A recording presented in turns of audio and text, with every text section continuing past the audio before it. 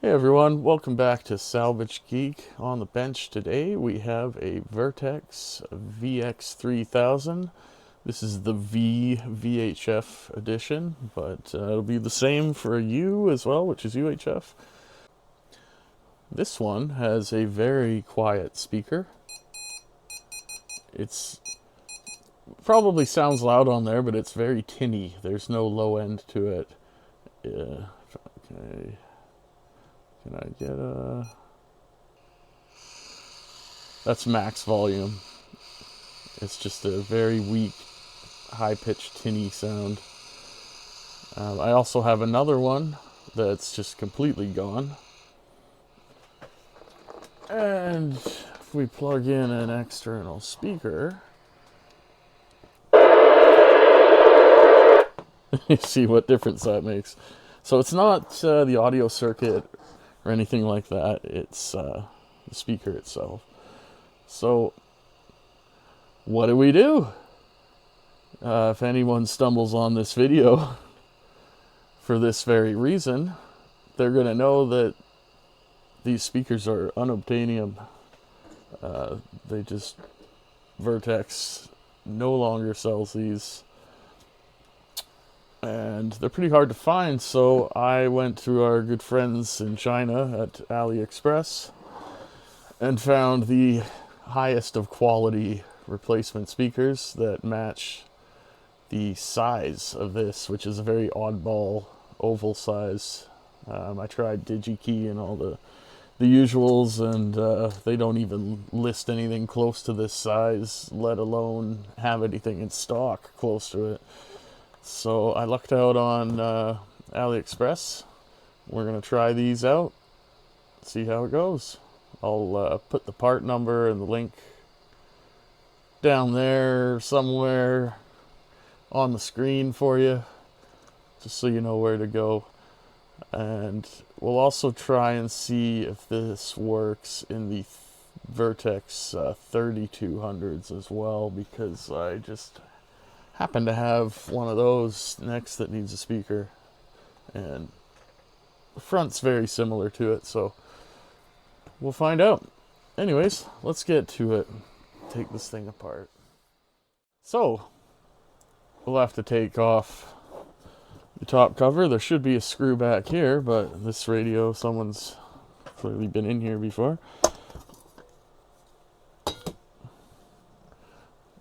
Keep all my screws over there. Now, there's no lower cover on this version, but there's two screws here that you'll have to take out.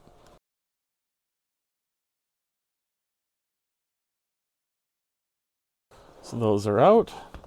There's three tabs on here. I'll just zoom in a little bit. So there's these three tabs that you just lightly bend it up a little bit while you're pushing it this way, and you'll kind of catch the next ones.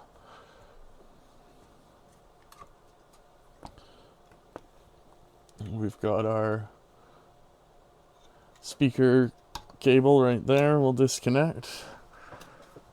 Heat the soldering iron up while we're doing this. We have the ground wire that we'll unscrew from the chassis. Don't want to lose this screw.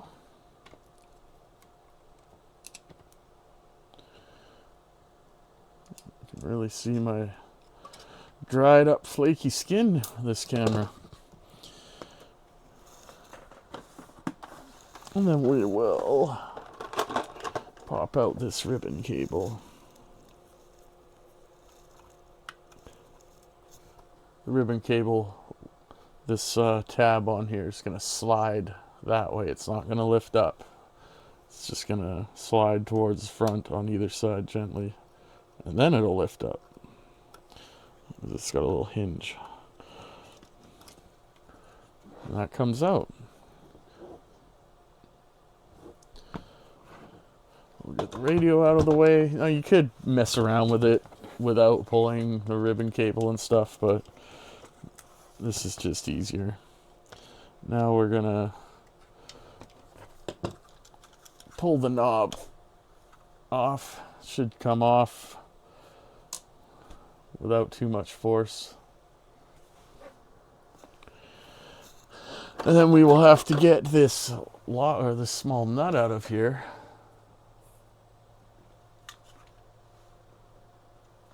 What I usually do, there probably is a special tool for this, but I've never really not had luck with just taking a small flathead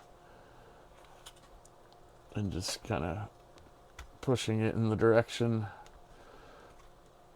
that you need to go. And that loosened it up, so now it should just come out pretty easily.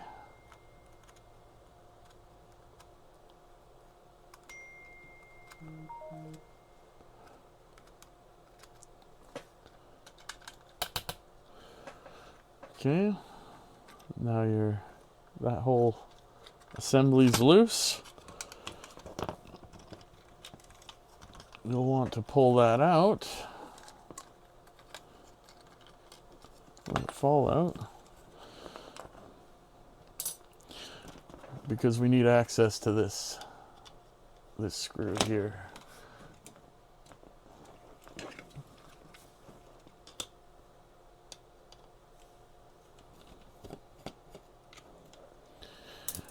And then we'll take out this screw and this screw.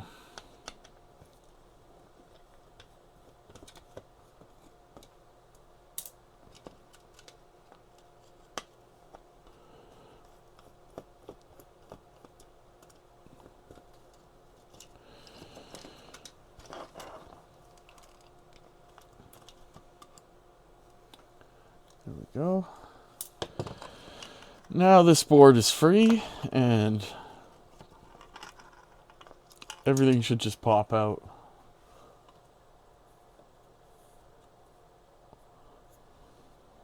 In one cluster. You'll want to move that out of the way. Now we have access to these 4 screws that hold the speaker in.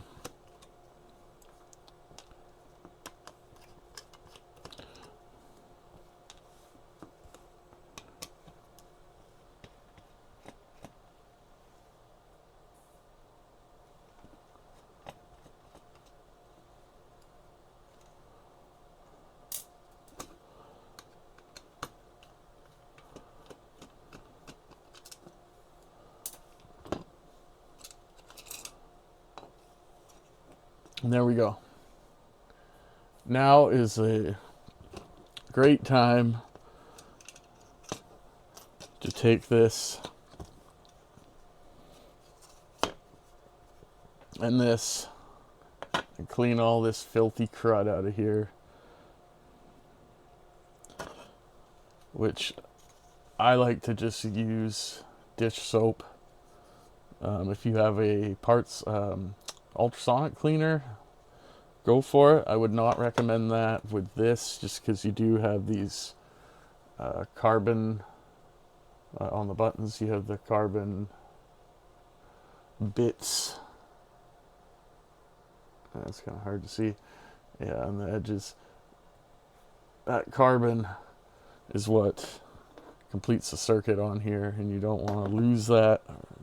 So this, I just kind of hold it in my hand, run it under warm water in the tap until it gets most of this crap off, and then I'll take a bit of dish soap and just rub it on with my fingers all over, rinse it with warm water, and then I'll let this sit on a towel, or even better, in front of a fan, which will make it dry faster, because you do not want to put this back in until it is 100% dry.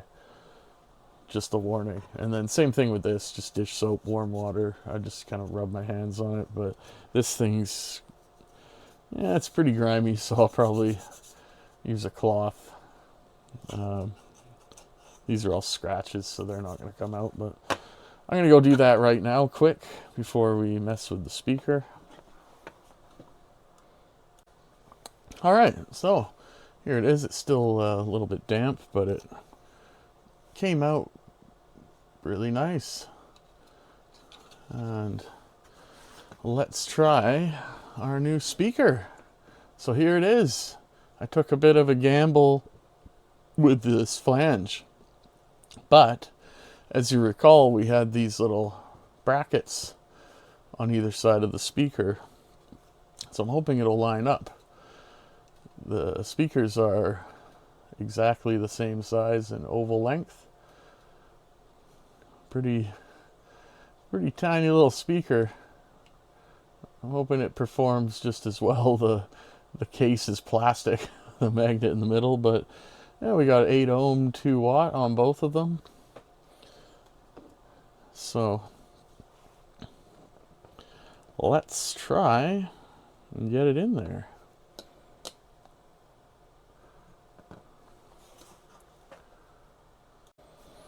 So first of all, we need to desolder our cable from here. Oh, that's great.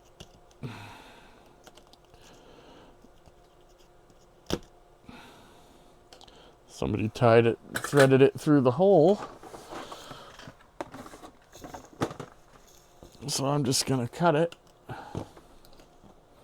Throw this in the garbage.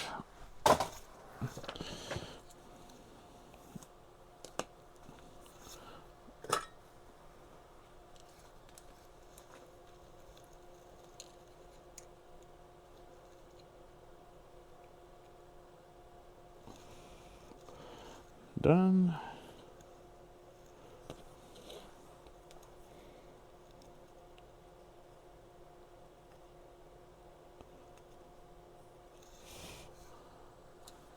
Done. It'll be easier to do that out here than inside the head unit.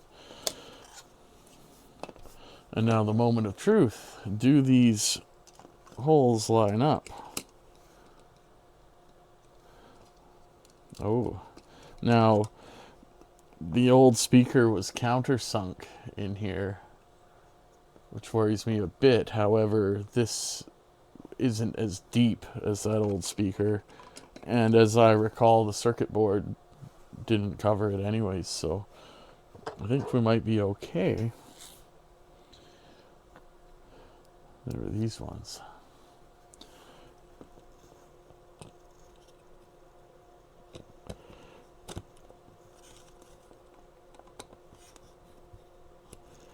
So these do not line up. So it might take a little bit of modification here. The good news is we have these brackets.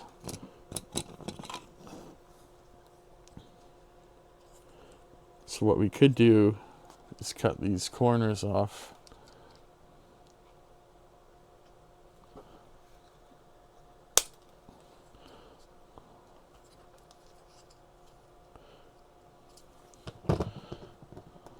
Probably didn't want to cut them too much.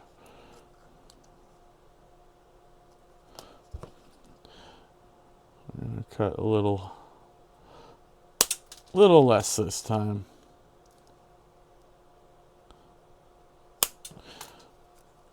I'm glad this is plastic now, because this is a lot easier than if it was metal.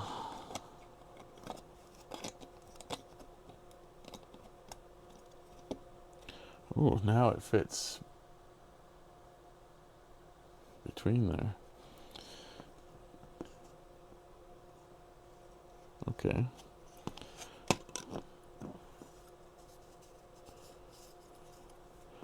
That should be fine. Nothing's going to be touching. Now we can put these brackets on.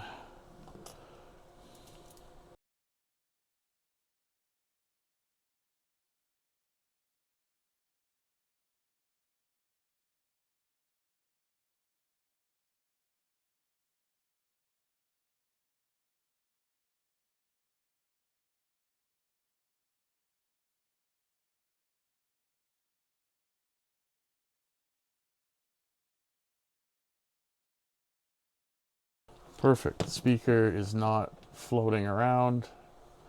It's nicely in there. I think this is gonna work. Let's go get my rubber button assembly, which is still drying, and we'll come back and reassemble it and give it a test.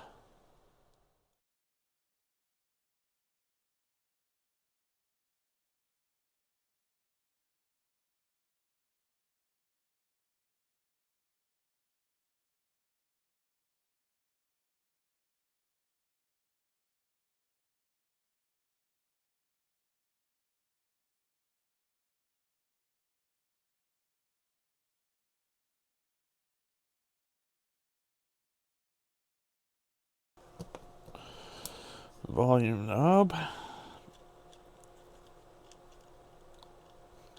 Put our nut back on. And to do this up, I'll literally just do the same thing we did when we loosened it. This is the hardest part here, is getting it to thread back on nice and evenly without cross-threading, which I've done so many of them now. It's pretty easy for me.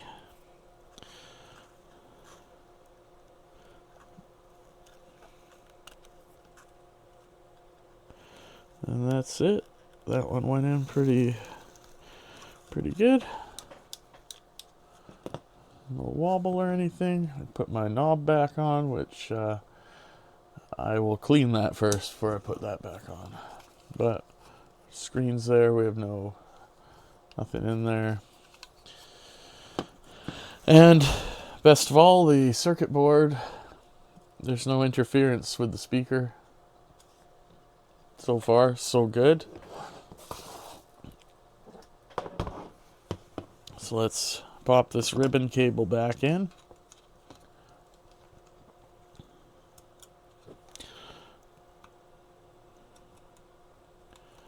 Push that all the way in until it stops, and then we'll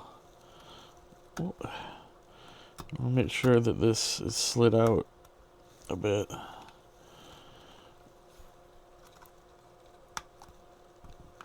Go down and then click it back in. Just like that. And this oddball leftover screw is for this ground here.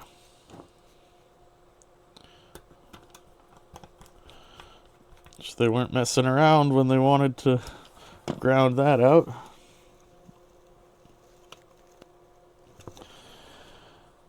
And then we can plug in our speaker, which I like to use tweezers for this, because it's tiny. There goes my light.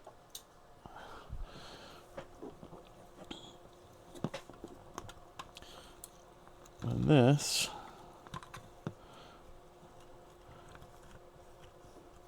you want to kind of slide the bottom in first like that, and then it should just click on. We can put our two screws back in.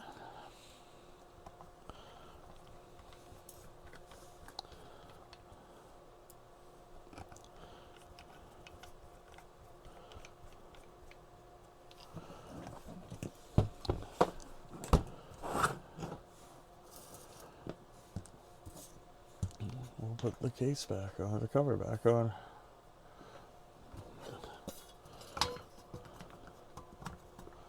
Which again, I could have scrubbed under the sink while I had that out too, but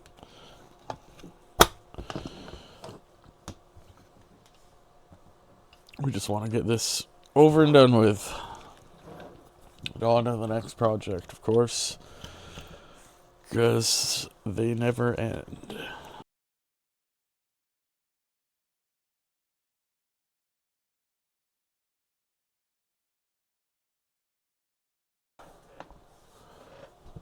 So, does it work?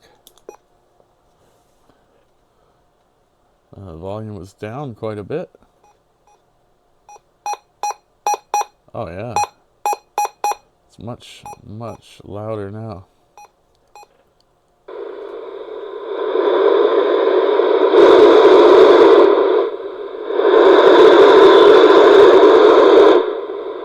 There we go.